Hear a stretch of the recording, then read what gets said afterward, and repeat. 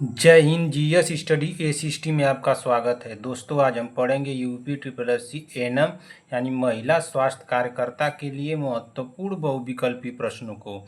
महिला स्वास्थ्य कार्यकर्ता की हमारी 13वीं क्लास होगी, जिसमें सारे क्वेश्चन कैसे होंगे, ऑब्जेक्टिव यानी बहुविकल्पी होंगे। तो दोस्तों, आप लोग क्लास में बने रहिए और एक एक क्वेश्चन को ध्यान से सुनते चलिए, देखते चलिए। क्या दोस्तों, एक एक क्वेश्चन को ध्यान से सुनते चलिए और देखते चलिए। जिस भी क्वेश्चन का आंसर आ रहा है तुरंत कमेंट बॉक्स में हमको बताते भी चलिए। क्या दोस्तों, जिस भी क्वेश्चन का आंसर आ रहा है तुरंत कमेंट बॉक्स में हमको बताते भी चलिए। और लास्ट में अपना स्कोर जरूर बताइएगा कि आप लोगों का स्कोर कितना गया है। तो दोस्तों, देर न करते हुए आज की मोटिवेशन के साथ इस क्लास को हम लोग शुरू करते हैं। आज का मोटिवेशन है कि बहुत मेहनत लगती है साम्राज्य बनाने में। बहुत मेहनत लगती है साम्राज्य बनाने में, लेकिन जब बनता है तो उस साम्राज्य का राजा भी आप ही होते हैं। तो दोस्तों, अब देर न करते हुए आज की क्लास को हम लोग शुरू करते हैं और देखते हैं कि हमारा पहला क्वेश्चन क्या दिया है। तो हमारा पहला क्वेश्चन दिया है क्वेश्चन नंबर 1। पढ़िए क्या दिया है क्वेश्चन नंबर 1। क्वेश्चन नंबर 1 हमारा दिया है कि कौन सी अवस्था में बच्चे का टीकाकरण नहीं करना चाहिए। क्वेश्चन ध्यान से पढ़िए एक बार और।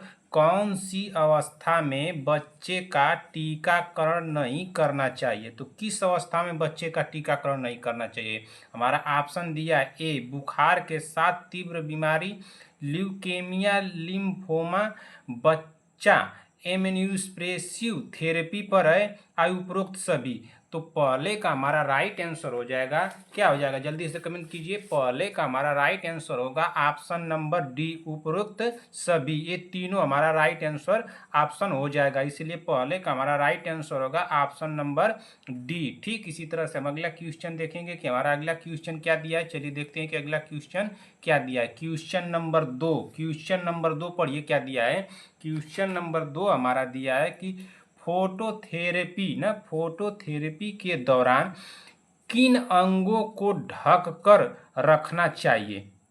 फोटोथेरेपी के दौरान किन अंगों को ढक कर रखना चाहिए। तो किन अंगों को ढक कर रखना चाहिए। क्या आंखें और जननांग को, या नेत्र और मौखिक गुहा को, आंख और नाभि को, केवल जननांग क्षेत्र को। तो दूसरे का हमारा राइट आंसर हो जाएगा ऑप्शन नंबर ए। क्या हो जाएगा ऑप्शन नंबर ए ना, क्या हो जाएगा, आंखें और जननांग को ढक कर रखना चाहिए। कब, फोटोथेरेपी के दौरान। तो इसलिए हमारा राइट आंसर हो जाएगा दूसरे का ऑप्शन नंबर ए। ठीक इसी तरह से हम अगला क्वेश्चन देखेंगे कि हमारा अगला क्वेश्चन क्या दिया है। चलिए देखते हैं कि अगला क्वेश्चन क्या दिया है। Question number 3। क्वेश्चन नंबर 3 पढ़िए क्या दिया है। क्वेश्चन नंबर 3 हमारा दिया है कि नवजात शिशु के पहले मल को ना, पहले मल को क्या कहा जाता है। नवजात शिशु के पहले मल को क्या कहा जाता है। क्या कहा जाता है। तो हमारा राइट आंसर क्या हो जाएगा तीसरे का। तो तीसरे का हमारा राइट आंसर हो जाएगा ऑप्शन नंबर बी, मैकोनियम। क्या कहा जाता है, मैकोनियम। हमारा राइट आंसर होगा तीसरे का ऑप्शन नंबर बी। ठीक इसी तरह से हम अगला क्वेश्चन देखेंगे कि हमारा अगला क्वेश्चन क्या दिया है। Question number 4। क्वेश्चन नंबर 4 पढ़िए क्या दिया है। क्वेश्चन नंबर 4 दिया है कि जन्म के समय नवजात शिशु की लंबाई होती है। जन्म के समय नवजात शिशु की लंबाई कितनी होती है। क्या 20 टू 30 सीएम, या 70 टू 80 सीएम, या 45 टू 55 सीएम, या 70 टू 100 सीएम। तो हमारा राइट आंसर क्या हो जाएगा। पहले तो यहाँ पे जानिए कि इस 2 का मतलब है से, मतलब 20 2 दिया है तो 20 से 30 ना, 30। और सीएम का मतलब यहाँ पर क्या हो जाएगा। तो सीएम का मतलब होगा सेंटीमीटर। क्या होगा, सेंटीमीटर ना, सेंटीमीटर। तो क्वेश्चन पूछ क्या रहा है कि जन्म के समय नवजात शिशु की लंबाई होती है क्या 20 से 30 सेंटीमीटर होती है, या 70 से 80 सेंटीमीटर होती है, या 45 से 55 सेंटीमीटर होती है, या 70 से 100 सेंटीमीटर होती है। तो कितनी होती है। तो चौथे का हमारा राइट आंसर हो जाएगा ऑप्शन नंबर क्या होगा, ऑप्शन नंबर सी होगा। 45 से 55 सेंटीमीटर होती है। कितनी होती है? 45 से 55 सेंटीमीटर। इसलिए हमारा राइट आंसर होगा चौथे का ऑप्शन नंबर सी। ठीक, इसी तरह से हम अगला क्वेश्चन देखेंगे कि अगला क्वेश्चन क्या दिया है। चलिए देखते हैं कि अगला क्वेश्चन क्या दिया है। तो क्वेश्चन नंबर, चलिए देखते हैं क्वेश्चन नंबर 5। क्वेश्चन नंबर 5 पढ़िए क्या दिया है हमारा। क्वेश्चन नंबर 5 दिया है कि भोजन में विटामिन डी की अपर्याप्त सेवन के कारण बच्चों में कौन सी बीमारी होती है। भोजन में विटामिन डी की अपर्याप्त सेवन के कारण बच्चों में कौन सी बीमारी होती है। तो कौन सी बीमारी होती है? क्या रतौंधी होती है, रिकेट्स होती है, ओस्टियो मलेशिया होती है, या स्कर्बी होती है। तो पांचवें का हमारा राइट आंसर क्या हो जाएगा? तो पांचवें का हमारा राइट आंसर हो जाएगा ऑप्शन नंबर बी। क्या होगा? ऑप्शन नंबर बी, रिकेट्स होती है। क्या होती है? रिकेट्स। इसलिए पांचवें का हमारा राइट आंसर हो जाएगा ऑप्शन नंबर बी। ठीक ना। अगर यहीं पर पूछ लेता कि एडल्ट अगर पूछ लेता कि एडल्ट में कितनी होती है, तो एडल्ट में क्या होता है, तो बताइए क्या होता है। एडल्ट का मतलब यहाँ पे क्या पूछेगा? वयस्क। मान लीजिए कि यहाँ पे बच्चों की जगह वयस्क दे देता है, वयस्क तो वयस्क में कौन सी बीमारी हो जाएगी? तो ये वयस्क में ओस्टियोमलेशिया हो जाएगी ओस्टोमलेशिया। ये किस में होगी? वयस्कों में वयस्कों में हो जाएगी। किस में हो जाएगी? वयस्कों में हो जाएगी। ठीक ना। वयस्कों में किस में हो जाएगी? वयस्कों में, बड़ों लोगों में और ये जो होगा रिकेट्स जो होगा वो बच्चों में होगा। ठीक है। चलिए देखते हैं अगला क्वेश्चन। अगला क्वेश्चन हमारा क्या दिया? Question number 6। क्वेश्चन नंबर 6 पढ़िए क्या दिया है। क्वेश्चन नंबर 6 दिया है कि नवजात शिशु का कितना वजन कम रहता है जन्म के समय, तब उसे कम वजन के शिशु के नाम से जानते हैं। नवजात शिशु का कितना वजन कम रहता है जन्म के समय नवजात शिशु का वजन कितना कम रहता है उसके जन्म के समय, कि तब उसे हम कम वजन के शिशु के नाम से जानते हैं। क्या 2500 ग्राम रहता है, या 2000 ग्राम रहता है, या 3000 ग्राम रहता है, या 1500 ग्राम रहता है। तो कितना रहता है शिशु का वजन, तो उसको हम कम वजन का शिशु मानते हैं। तो छठवें का हमारा राइट आंसर हो जाएगा ऑप्शन नंबर ए। क्या हो जाएगा? ऑप्शन नंबर ए, 2500 ग्राम। कितना? 2500 ग्राम रहता है अगर शिशु का वजन, तो इसको हम कम वजन वाले शिशु के रूप में मानते हैं। ठीक ना। चलिए देखते हैं अगला क्वेश्चन। अगला क्वेश्चन क्या दिया? Question number 7। क्वेश्चन नंबर 7 पढ़िए क्या दिया है। क्वेश्चन नंबर 7 हमारा दिया है कि सिंगल टोन गर्भावस्था के दौरान एक महिला में होने वाली वजन वृद्धि है। सिंगल टोन गर्भावस्था के दौरान एक महिला में होने वाली वजन वृद्धि है। तो क्या कितनी है? क्या 5 केजी है, या 8 केजी है, या 11 केजी है, या 20 केजी है। तो कितना रही बताइए जल्दी से। तो सातवें का हमारा राइट आंसर हो जाएगा ऑप्शन नंबर क्या होगा? Option number C, 11 KG. कितनी है? 11 केजी। इसलिए हमारा राइट आंसर हो जाएगा सातवें का ऑप्शन नंबर सी। अब देखिए कहीं कहीं आप लोगों को ऑप्शन में मिलेगा 10 केजी। क्या मिलेगा? 10 केजी। कहीं ऑप्शन में आपको देखने को मिल सकता है, ऑप्शन चेंज कर सकता है, 11.5 केजी। कितना कर देगा? 11.5 केजी। ठीक। और कहीं कहीं ऑप्शन कुछ इस तरह से घुमा देगा, जैसे मान लीजिए कि दे देगा 5 से 10 केजी दे देगा। ठीक ना। कहीं ऑप्शन में दे देगा कि 6 से 9 केजी दे देगा। ठीक ना, 9 केजी दे देगा। और किसी ऑप्शन में क्या देगा? एक ऑप्शन में देगा तो ये तो ऑप्शन नहीं होगा। ठीक ना। और एक ऑप्शन मान लीजिए कि इसमें से क्या दे दिया कि 7 से 10 केजी। ठीक ना, 10 केजी। और इसमें एक ऑप्शन दिया है, मान लीजिए कि क्या, 11 से 16 केजी। ठीक ना, 11 से 16 केजी। तब ऑप्शन हमारा क्या हो जाएगा? 11 से 16 केजी वाला भी हो सकता है। ठीक ना। लेकिन मैक्सिमम दे रहा है, क्या ऑप्शन देगा? या तो 10 केजी दे दे, 11.5 केजी दे दे, या 11 केजी दे दे। इतना ही देगा। हो सके संभवतः एग्जामिनर के दिमाग में आ जाए तो इस तरह से ऑप्शन आप लोगों को बनाकर दे सकता है। ठीक ना। तो उससे घबराइएगा मत, सोच समझ के ऑप्शन लगाइएगा आप लोग। ठीक ना।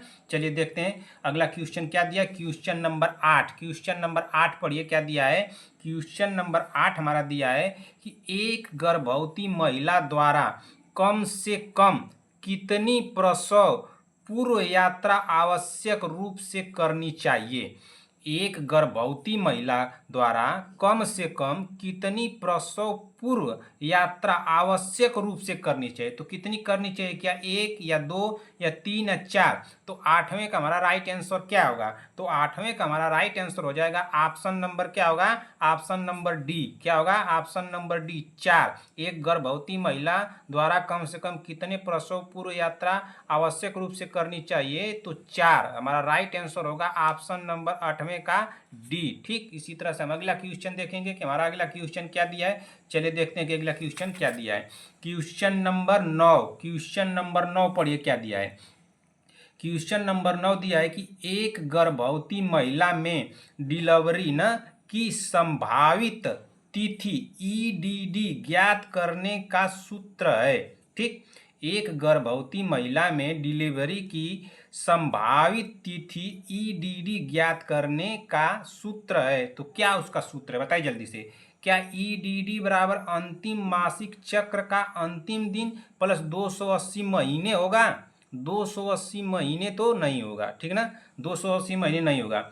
अच्छा, एक देखिए क्या दिया है ऑप्शन, ये दिया ईडीडी अंतिम मासिक चक्र का प्रथम दिन और 9 महीने। क्या ये हो सकता है, संभवतः हो सकता है। क्या अंतिम मासिक चक्र का अंतिम दिन प्लस 9 महीने, या हो सकता है ये देखिए ईडीडी बराबर अंतिम मासिक चक्र का प्रथम दिन और 280 यहाँ पे दिन रहेगा, 280 दिन। यही हमारा राइट ऑप्शन होगा। क्या होगा, राइट ऑप्शन होगा हमारा ऑप्शन नंबर बी। क्या होगा, ऑप्शन नंबर बी। 9वें का हमारा राइट आंसर क्या होगा, ऑप्शन नंबर बी। देखिए क्वेश्चन एक बार और पढ़िए। एक गर्भवती महिला में डिलीवरी की संभावित तिथि ईडीडी ज्ञात करने का सूत्र है। तो क्या है, ईडीडी बराबर अंतिम मासिक चक्र का प्रथम दिन प्लस 280 दिन। ठीक ना, तो हमारा राइट आंसर क्या हो जाएगा 9वें का ऑप्शन नंबर बी। ठीक, ऑप्शन नंबर बी। अगर ये क्वेश्चन आप लोगों को नहीं समझ में आया है तो इसके बारे में थोड़ा सा मैं बता देता हूँ, आप लोगों को देख लीजिए। ठीक ना, देखिए दूसरे पेज पे बता दे रहा हूँ ना, दूसरे पेज पे मैं 9वें का आप लोगों को बता रहा हूँ जो ईडीडी के बारे में पूछा था ना। ईडीडी देखिए यहीं पे पूछा है ना, ईडीडी, ईडीडी की ज्ञात करने का सूत्र पूछा है ना, तो इसके बारे में आप लोगों को मैं बता रहा हूँ। ठीक ना, ध्यान से सुनिए। देखिए जैसे एक आता है इसमें, क्या ईडीडी निकालने के लिए पहले हमको क्या जानना होगा, एलएमपी। क्या जानना होगा, एलएमपी ना, एलएमपी। अच्छा, एलएमपी का फुल फॉर्म क्या होता है, तो एलएमपी का फुल फॉर्म होता है इसका लास्ट, क्या होता है, लास्ट मेंस्ट्रुअल, क्या होता है, लास्ट मेंस्ट्रुअल ना, MENSTRUAL ना, मेंस्ट्रुअल पीरियड। क्या होता है, पीरियड, PERIOD पीरियड ना, लास्ट मेंस्ट्रुअल पीरियड, इसका फुल फॉर्म होता है एलएमपी का। ठीक ना, मतलब कि क्या होता है, अंतिम मासिक धर्म, इसको हम क्या बोल सकते हैं हिंदी में, अंतिम अंतिम अंतिम मासिक ना, अंतिम मासिक धर्म, क्या बोलते हैं, अंतिम मासिक धर्म इसको बोल सकते हैं। ठीक ना, मतलब ये क्या होता है इसका मतलब ये होता है कि महिला की ना, क्या बोलते हैं इसको, महिला की, ठीक ना, महिला की आखिरी मासिक धर्म ना, महिला की आखिरी मासिक धर्म। ठीक ना, आखिरी मासिक धर्म के पहले दिन ना, आखिरी मासिक धर्म के पहले दिन। ठीक, पहले दिन। ठीक ना, पहले दिन को क्या कहते हैं, ओलंपिक कहा जाता है। पहले दिन को महिला का, ठीक ना, पहले दिन को महिला का ओलंपिक कहा जाता है। ठीक ना, एलएमपी, ओलंपिक कहा जाता है। ठीक ना, क्या कहा जाता है, एलएमपी कहा जाता है। ठीक ना, अब इसके बारे में तो आप लोग कितना जान गए कि एलएमपी को क्या कहते हैं, लास्ट मेंस्ट्रुअल पीरियड, यानी कि अंतिम मासिक धर्म, महिला की आखिरी मासिक धर्म के पहले दिन को महिला का ओलंपिक कहा जाता है। ठीक ना, अब देखिए, अब इसको निकालने के लिए हमको करना क्या पड़ेगा, एक ईडीडी। अब ईडीडी अब क्या करेंगे, तो ईडीडी का मतलब क्या होता है, एस्टिमेटेड ना, क्या होता है, ईडीडी क्या होता है, ईडीडी को हम क्या बोलते हैं, इसका फुल फॉर्म क्या हो जाएगा, एस्टिमेटेड ना, इस्टीमेटेड, ठीक ना, EMATED, इस्टीमेटेड डेट ना, इस्टीमेटेड डेट ऑफ डिलीवरी, क्या, डिलीवरी, ठीक ना, DELIVERY, डिलीवरी, ठीक ना, इस्टीमेटेड डेट ऑफ डिलीवरी, ठीक ना। इसका मतलब क्या होता है, ये इसको हिंदी में हम लोग क्या बोल सकते हैं, प्रसव की अनुमानित तिथि, क्या बोल सकते हैं, प्रसव की अनुमानित ना, अनुमानित यह एक अनुमानित तिथि होती है, ये नहीं कि कुल एकदम वही होबे करेगी, ठीक ना। अनुमानित तिथि एक निकाला जाता है कि यही तिथि हो सकती है, ठीक ना, अनुमानित तिथि, यह एक अनुमानित तिथि होती है, ठीक ना।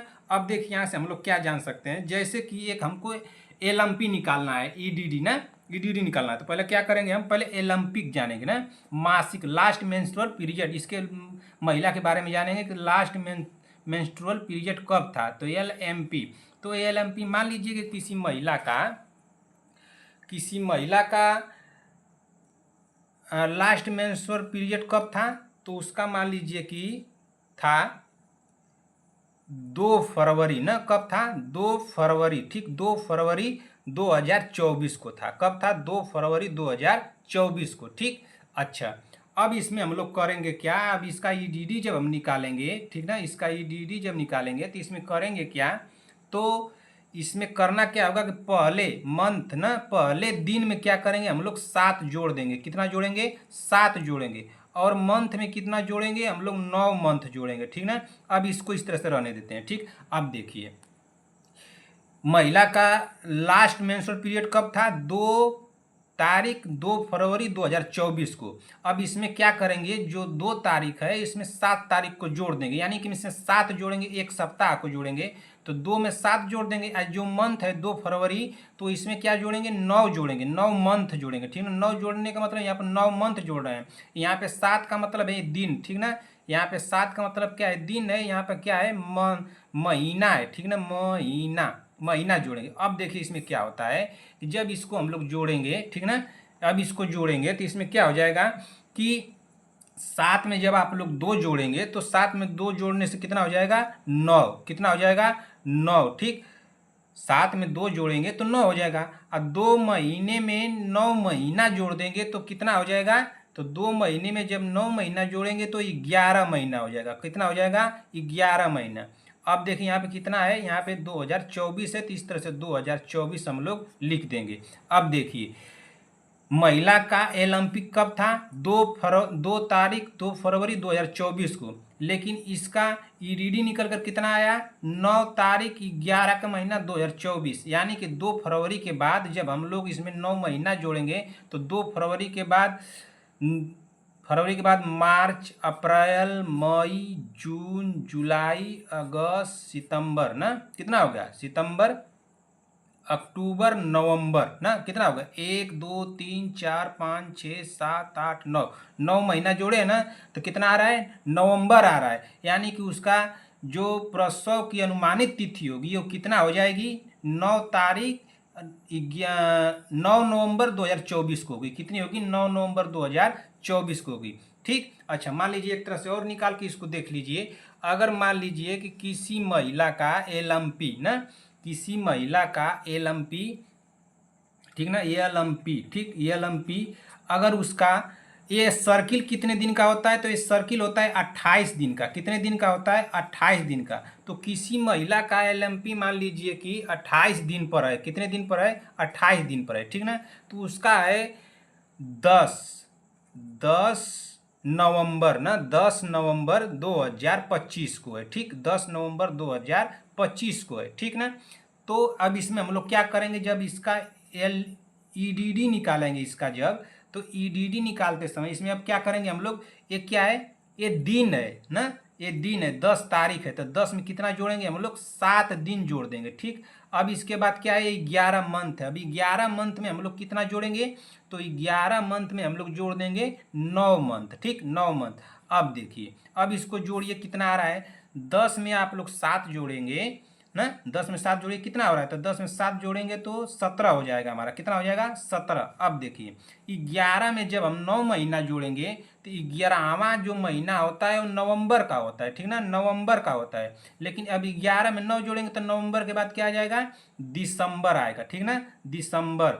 फिर उसके बाद जनवरी, फिर उसके बाद फरवरी, फिर उसके बाद मार्च ना, अप्रैल, मई, ठीक, जून, जुलाई, अगस्त, क्या कितना हो गया, 1 2 3 4 5 6 7 8 9, 9 मंथ हम लोग जोड़ दिए ना।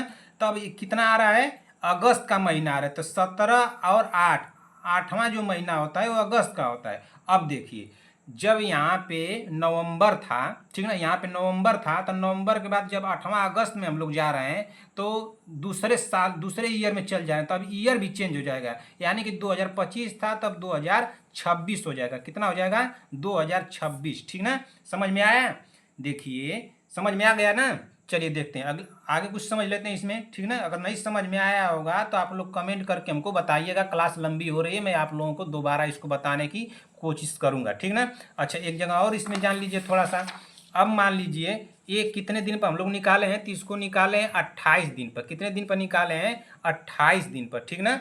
अगर मान लीजिए किसी महिला का एलएमपी ना, एलएमपी 30 दिन पर है, कितने दिन पर है, 30 दिन पर है, तो 30 दिन पर हम लोग कैसे निकालेंगे, वो तो 28 दिन पर हम लोग निकाले थे, तो 30 दिन पर हमको निकालने के लिए मान लीजिए किसी महिला का एलएमपी जो है, एलएमपी ना, लास्ट मेंस्ट्रुअल पीरियड जो है, अंतिम मासिक धर्म जो है उसका 10/11/2025 को है, ठीक ना, 10/11/2025 को है। तो इसका एलएमपी जब 10/11/2025 को है तो इसमें हम लोग क्या करेंगे, तो पहला काम करेंगे इसमें कि 7 जोड़ेंगे, ठीक, 7 जोड़ेंगे, और इसमें 7 जोड़ेंगे यानी 7 दिन जोड़ देंगे, ठीक, इसमें 7 दिन जोड़ देंगे, और इस जो मंथ है इसमें क्या जोड़ेंगे, इसमें 9 मंथ ऐड कर देंगे, ठीक ना, इसमें 9 मंथ ऐड करेंगे, इसको इस तरह छोड़ देंगे। अब देखिए अब इसको जोड़िए, 10 में 7 जोड़ेंगे तो कितना हो जाएगा, तो 10 में 7 जोड़ने से 17 हो जाएगा, कितना हो जाएगा, इसका हम लोग ईडीडी निकाल रहे हैं, ठीक ना, ईडीडी, तो इसमें कितना हो जाएगा, 17 हो जाएगा। अब देखिए 11 महीने में जब हम लोग 9 महीना जोड़ेंगे तो कितना, अगस्त का महीना आ जाएगा, ठीक है ना, कितना आ जाएगा, वो अगस्त का महीना हो जाएगा ना। तो जब यहाँ अगस्त का महीना होगा तो 8वां अगस्त का महीना होता है। अब देखिए 2025 के बाद जब अगस्त, अगला अगस्त में जाएंगे तो 2026 आ जाएगा, तो यहाँ पे कितना हो जाएगा, 2026। अब ये पहले तो हम लोग 28 का निकाले थे, लेकिन जब ये 28 का एलएमपी था तो उसमें हम लोग 7 जोड़ रहे थे, लेकिन जब इसमें 28 से कितना बढ़ रहा है, 30 हो जा रहा है, तो 30 में कितना, 28 जो है 30 से कितना ज़्यादा हो रहा है, यानी कि 2 ज़्यादा हो रहा है, 28 में 2 जोड़ेंगे हम लोग तो 30 हो जाएगा, तो 28 में से 2 ज़्यादा हो रहा है 30 होने के लिए, तो यहाँ पे क्या कर देंगे, अब 2 इसमें और ऐड कर देंगे, ठीक ना, ऐड कर देंगे, अब कितना हो जाएगा, 17 और 2 कितना हो जाएगा, 19 हो जाएगा, ठीक ना, 19/8/2026, यानी कि उस महिला की ईडीडी जो निकल कर आएगी कितनी होगी, वो 19/8/2026। पहले हम लोग कितने पे निकाले थे, 28 पे निकाल रहे थे ना, कितने पे निकाल रहे थे, 28 पे, तो उसमें सिर्फ हम लोग 7 जोड़ रहे थे। लेकिन किसी भी महिला का एलएमपी जो होता है वो 28 दिन का होता है, लेकिन नॉर्मली ये मान लीजिए किसी महिला का अगर 30 दिन हो गया, आप लोगों को निकालने के लिए बोल दिया जाए तो आप लोग कैसे निकालेंगी, बताइए। अगर आप लोगों को निकालने के लिए कह दिया जाए तो आप लोग कैसे निकालेंगी, तो अगर 30 दिन का है तो 28 से 30 कितना ज़्यादा हो रहा है, 2 ज़्यादा हो रहा है, तो अब उसमें हम लोग 2 को ऐड कर देंगे, ठीक ना। अब देखिए मान लीजिए कि किसी महिला का एलएमपी जो है, एलएमपी किसी महिला का एलएमपी 25 दिन का है। एक तो होता है एलएमपी कितने दिन का होता है, 28 दिन का होता है अक्सर करके, ठीक ना, 28 वाला भी आप लोगों को बता दिया। एक होता है एक आप लोगों के यहाँ पे क्या बताएं, 30 बताएं ना, यहाँ पे कितना बताएं, 30 का भी बता दीजिए। मान लीजिए कि किसी महिला का एलएमपी 25 दिन का हो रहा है, ठीक ना, उसका अंतिम मासिक धर्म चाहे यानी मेंस्ट्रुअल पीरियड कितना, लास्ट मेंस्ट्रुअल पीरियड कितने दिन का हो रहा है, 25 दिन का हो रहा है, ठीक ना। तब इसमें क्या हम लोग करेंगे, तो पहले इसमें क्या कर लेंगे, मान लीजिए कि 2 फरवरी ना, किसी महिला का एलएमपी 2 फरवरी है, फरवरी, ठीक, फरवरी है, ठीक ना, 2 फरवरी 2020 है, ठीक, 2 फरवरी 2020 है, ठीक। अब देखिए इसमें हम लोग क्या करेंगे, तो पहला काम करेंगे तो 2 में क्या जोड़ेंगे हम लोग, पहले 7 जोड़ेंगे, ठीक, इसमें 7 जोड़ देंगे।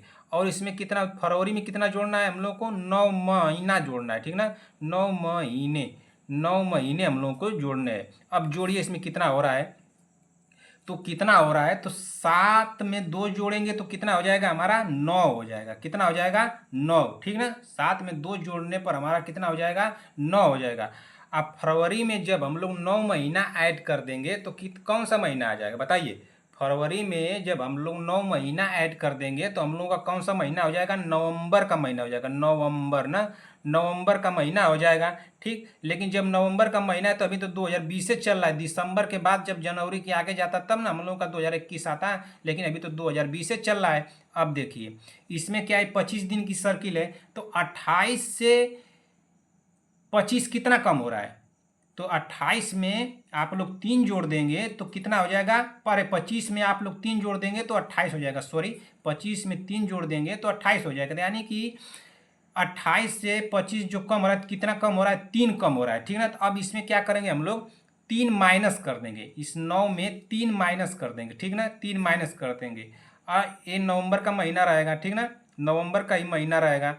अब देखिए यहाँ पे 2020 ही रहेगा। तो अब देखिए 9 में से 3 माइनस करेंगे तो हम लोग को कितना हो जाएगा, 6, यानी कि 6 नवंबर ना, 6 नवंबर का महीना जो होता है वो 11वां जो महीना होता है वो नवंबर को होता है 2020, यानी कि उस महिला का जो ईडीडी निकल कर आएगा वो क्या निकल कर आएगा, 6/11/2020, ठीक ना, क्या निकल के आएगा, 6/11/2020, ठीक ना। क्लास बहुत लंबी हो रही है, अगर आप लोगों को यह समझ में नहीं आया होगा तो आप लोग कमेंट करके हमको बताइएगा, मैं दोबारा से इसको आप लोगों को दूसरी क्लास में समझा दूंगा, ठीक ना। चलिए देखते हैं, कंटिन्यू करते हैं, अगला क्वेश्चन देखते हैं कि हमारा अगला क्वेश्चन क्या दिया है। चलिए देखते हैं अगला question, question number 10, question number 10 पढ़िए क्या दिया है कि बच्चों में 8 डे डिजीज किस बीमारी को कहते हैं, बच्चों में 8 डे डिजीज किस बीमारी को कहते हैं, तो किस बीमारी को कहते हैं, तो हमारा राइट आंसर क्या हो जाएगा 10वें का, तो 10वें का हमारा राइट आंसर हो जाएगा ऑप्शन नंबर क्या होगा, जल्दी से कमेंट कीजिए, न्यूनेट्रम टेटनस। किसको कहते हैं, न्यूनेट्रम टेटनस को कहते हैं ना। पोलियो होवे नहीं करेगा, प्रोट्रिसिस होवे नहीं करेगा, कंठमाला ये तो होवे नहीं करेगा। तो हमारा राइट आंसर क्या हो जाएगा 10वें का, ऑप्शन नंबर ए ना, ऑप्शन नंबर ए, न्यूनेट्रम टेटनस, ठीक। इसी तरह से हम अगला क्वेश्चन देखेंगे कि हमारा अगला क्वेश्चन क्या दिया है, क्वेश्चन नंबर 11, क्वेश्चन नंबर 11 पढ़िए क्या दिया है, प्यूपीरियम ना, प्यूपीरियम की अवधि होती है, प्यूपीरियम की अवधि होती है तो कितने दिन की होती है, 21 दिन की, 42 दिन की, 90 दिन की, 280 दिन की। तो प्यूपीरियम की अवधि जो होती है वो कितने दिन की होती है, तो हमारा राइट आंसर क्या हो जाएगा, 42 दिन की होती है। कितने दिन की होती है, 42 दिन की। तो हमारा राइट आंसर हो जाएगा ऑप्शन नंबर बी हो जाएगा, क्या हो जाएगा, ऑप्शन नंबर बी, ठीक ना। और जो यह, अच्छा इसको पहले समझिए कि जो क्या लिखा गया है, प्यूपीरियम जो लिखा गया है तो इसका मतलब क्या होता है, यानी इसका अर्थ क्या होता है, प्यूपीरियम का अर्थ क्या होता है, तो इसका जो अर्थ होता है, इसका मतलब क्या है यहाँ पे इंग्लिश में कि प्रसव उत्तर अवधि, इसको क्या बोल सकते हैं, प्रसव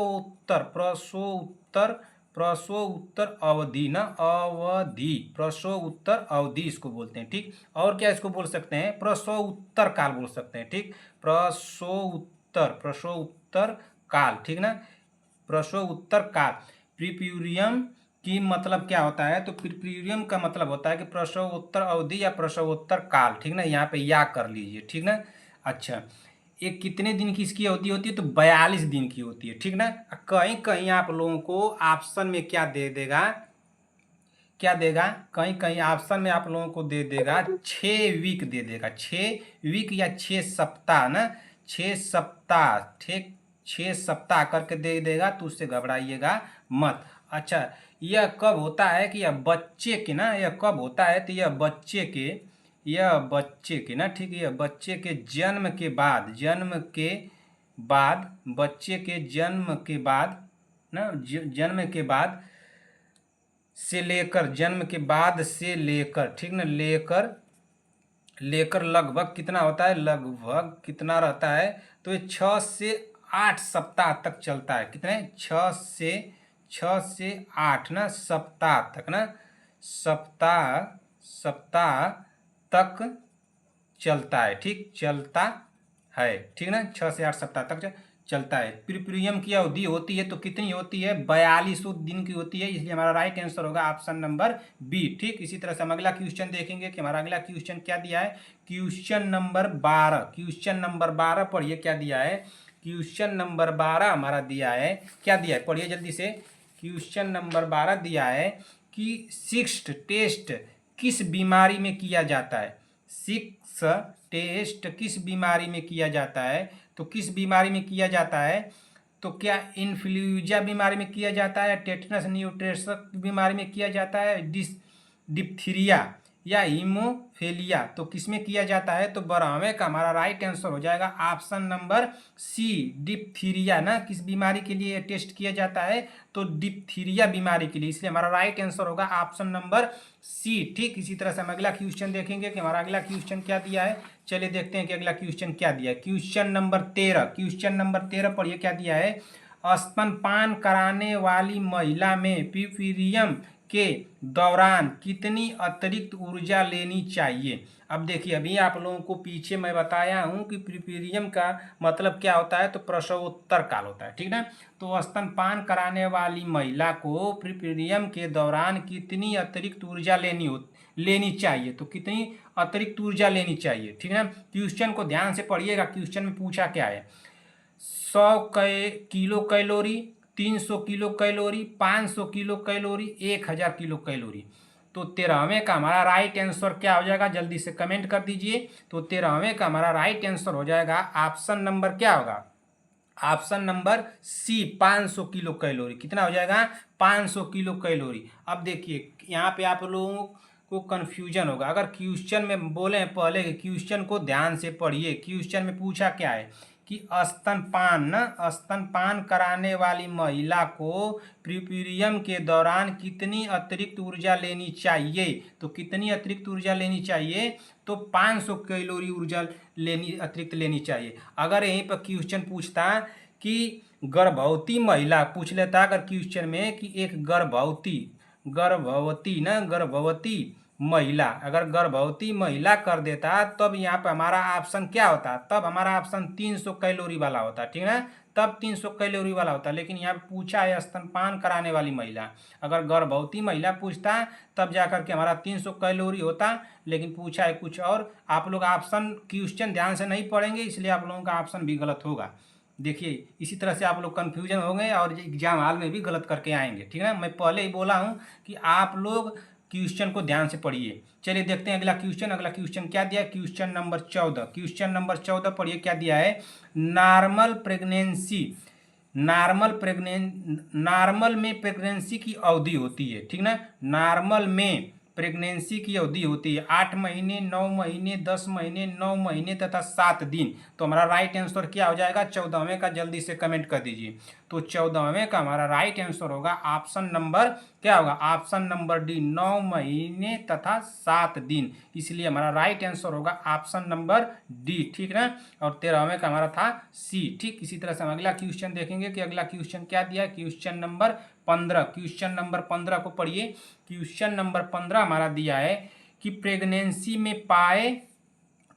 में पाए जाने वाला अंग जो कि विकासशील भ्रूण को माता की यूट्रीन वाल से जोड़ता है तथा भ्रूण की पोषणीय आवश्यकताओं की पूर्ति में सहायक होता है, ठीक है। क्वेश्चन इस तरह से भी आएगा, ये नहीं कि छोटा छोटा ही आएगा। प्रेगनेंसी में पाए जाने वाला अंग जो कि विकासशील भ्रूण को माता की यूट्रीन वाल से जोड़ता है तथा भ्रूण की पोषणीय आवश्यकताओं की पूर्ति में सहायक होता है। तो हमारा राइट ऑप्शन क्या हो जाएगा 15वें का, जल्दी से आप लोग कमेंट कर दीजिए। तो क्या मेकोनिया होगा या प्लेसेंटा होगा या डेसिडुआ होगा या वर्निक्स केसिओसा, क्या होगा, वर्निक्स केसिओसा ना। तो हमारा राइट आंसर क्या हो जाएगा, तो बहुत आसान है। तो तो हमारा राइट आंसर हो जाएगा ऑप्शन नंबर क्या होगा, ऑप्शन नंबर बी होगा। ठीक ना, हमारा राइट आंसर क्या हो जाएगा, ऑप्शन नंबर बी। ठीक, तो दोस्तों इसी क्वेश्चन के साथ इस क्लास को हम लोग समाप्त कर रहे हैं। क्लास आप लोगों को कैसी लगी कमेंट करके हमको जरूर बताइएगा कि आप लोगों को क्लास कैसी लगी। ठीक ना, और जो भी बहनें हमारी चैनल पर अगर पहली बार आई हैं तो चैनल को ईमानदारी से सब्सक्राइब कर लीजिए। जब तक कि आप लोगों का एग्जाम क्रैक नहीं हो जाता है तब तक के लिए सब्सक्राइब कर लीजिए। जैसे ही आप लोगों का एग्जाम हो जाएगा तुरंत आ करके क्या कीजिएगा, तुरंत आकर के इसको अनसब्सक्राइब मार दीजिएगा, कोई दिक्कत नहीं। ठीक ना, बस अपने एग्जाम तक इसको सब्सक्राइब कर लीजिए, क्योंकि जैसे ही मैं क्लास लूँगा उसका नोटिफिकेशन आप लोगों को चला जाएगा और आप लोग सबसे पहले इस क्लास को देख लेंगे। ठीक ना, हाँ एक बात और छूट रहा है कि आप लोग अपना स्कोर हमको जरूर बताइएगा। मैं पहले ही बोला था कि अपना स्कोर जरूर बताइएगा, 15 क्वेश्चन में आप लोग कितने सही किए हैं। जल्दी से आप लोग बताइएगा कि 15 क्वेश्चन में सर मेरा इतना सही हुआ है। ठीक ना, जरूर कमेंट करके हमको जरूर बताइएगा।